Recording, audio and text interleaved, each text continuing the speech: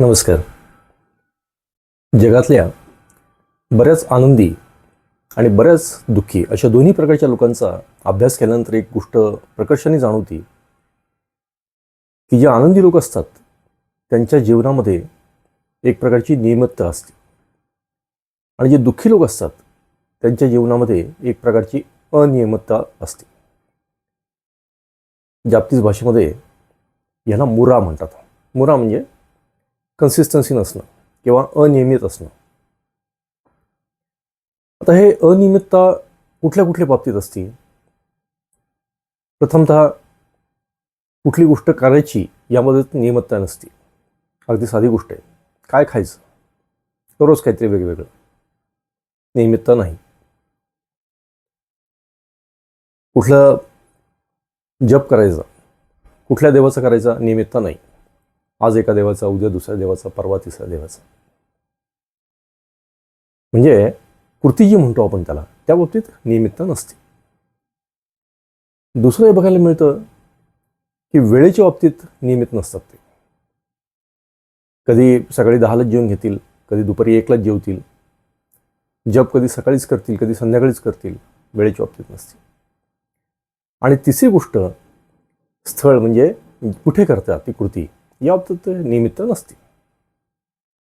कधी अंथरुणावर बसूनच जप करतील, कधी टी व्ही समोर बसून करतील, कधी अजून कुठे करतील, जेवण करताना तसंच. आणि हेच उलटं जे आनंदी लोक आहेत त्यांचं जीवन अतिशय लयबद्ध असतं. माझ्या गुरूंकडनं सुद्धा मी बघितलं या तिन्ही गोष्टीमध्ये त्यांच्या जीवनात एक नियमितता आहे. त्यामुळे ते लयबद्ध जीवन आहे आणि आनंदी जीवन आहे. उदाहरण कुठलं? जेवायच्या वेळा पक्का करा, त्याच वेळेला जेवा. किती जेवायचं, क्वांटिटी फिक्स करा. 2 पोळ्या खायच्या, 1 भाजी खायची, जे काय असेल ते. आणि कुठे जेवायचं, ठिकाण फिक्स करा. म्हणून पूर्वी आपल्याकडे कुठेही काही करायची पद्धत नव्हती. जेवायची जागा फिक्स होती, बसायची जागा फिक्स होती, झोपायची जागा फिक्स होती. आता कुठेही काही चाललं आहे आपलं. म्हणजे स्वैराचार जो आहे तो आपल्याला दुःखामध्ये घेऊन चालला आहे. तर हे जे मी म्हटलं तुम्हाला की नियमितता आणि अनियमितता यांनी जीवनामध्ये सुख आहे का दुःख आहे हे अवलंबून आहे. दुसऱ्या टोकाचं, एखाद दिवशी खूप काम आणि दुसऱ्या दिवशी नुसतं झोपून राहायचं.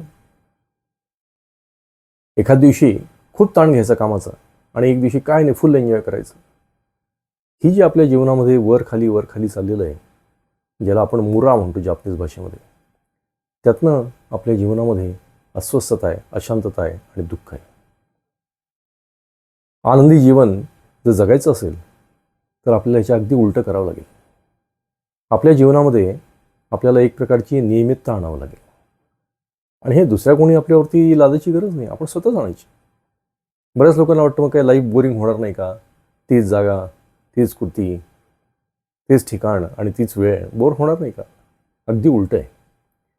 या गोष्टी आपण पक्क्या करून टाकल्या की आपल्याला एक प्रकारचं स्वातंत्र्य मिळतं. कारण त्याच्यावरती परत परत विचार करत बसायची गरजच पडत नाही. आज किती वाजता जेवायचं विचार करायची गरज नाही.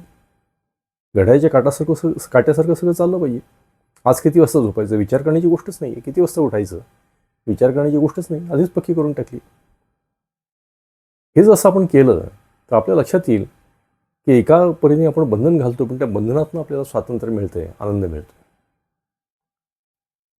मग आपल्याला कसं करता येईल? आपल्याला दिवसभरात काय काय करायचं याची यादी पक्की पाहिजे. दुसरी गोष्ट, ती केव्हा करायची आहे हे पक्कं केलं पाहिजे. आणि तिसरी गोष्ट, हे कुठं करायचं हे सुद्धा पक्कं केलं पाहिजे. अगदी आपण एक छोटंसं टेबलही तयार करू शकतो, एक तक्ता तयार करू शकतो की दिवसभरात मला काय करायचं आहे पहिल्या कॉलममध्ये, दुसरा कुठे करायचं आहे आणि केव्हा करायचं. या गोष्टी जर आपण फिक्स केल्या आणि अगदी परफेक्ट नाही तरी थोडं थोडं फॉलो करायला सुरुवात केली तर असं लक्षात येईल की आपल्या जीवनात आनंद येतो आहे. आणि हळूहळू करत ते रुटीन फॉलो करण्यासुद्धा आपल्याला आनंद मिळतो.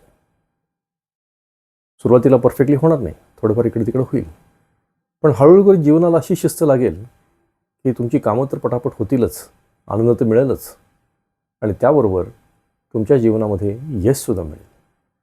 तर हा आपण जो आज कन्सेप्ट बघितला मुरा, किंवा मुराबद्दल आपल्याला काय वाटतं.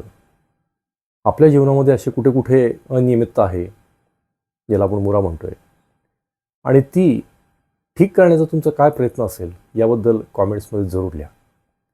असे व्हिडिओ जर आपल्याला आवडत असतील तर जरूर लाईक करा, सबस्क्राईब करा आणि जास्तीत जास्त लोकांपर्यंत शेअर करा. नमस्कार.